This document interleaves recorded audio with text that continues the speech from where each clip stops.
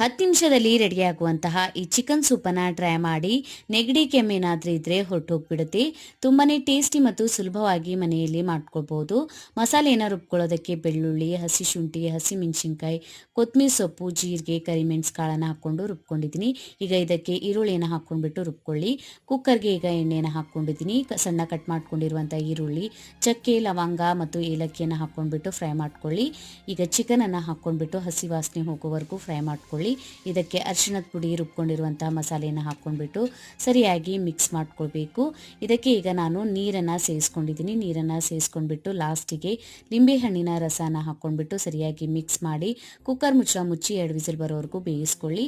Cooker ಮುಚ್ಚಳ ತೆಗೆದ ಮೇಲೆ ಇದರೊಳಗೆ ಲಾಸ್ಟಿಗೆ ಕೊತ್ತಂಬರಿ ಸೊಪ್ಪನ್ನು ಹಾಕ್ಕೊಂಡ್ಬಿಟ್ಟು ಮಿಕ್ಸ್ ಮಾಡ್ಕೊಳ್ಳಿ. ಟೇಸ್ಟಿಯಾದಂಥ ಚಿಕನ್ ಸೂಪ್ ರೆಡಿ ಆಗುತ್ತೆ. ವಿಡಿಯೋನ ಸೇವ್ ಮಾಡಿ ಟ್ರೈ ಮಾಡಿ ನೋಡಿ. ವಿಡಿಯೋ ಇಷ್ಟ ಆಗಿತ್ತಂದರೆ ಲೈಕ್, ಶೇರ್ ಮಾಡಿ. ಇನ್ಸ್ಟಾಗ್ರಾಮ್, ಫೇಸ್ಬುಕ್ ಪೇಜಿಗೂ ಫಾಲೋ ಮಾಡ್ಕೊಳ್ಳಿ. Thank you for watching.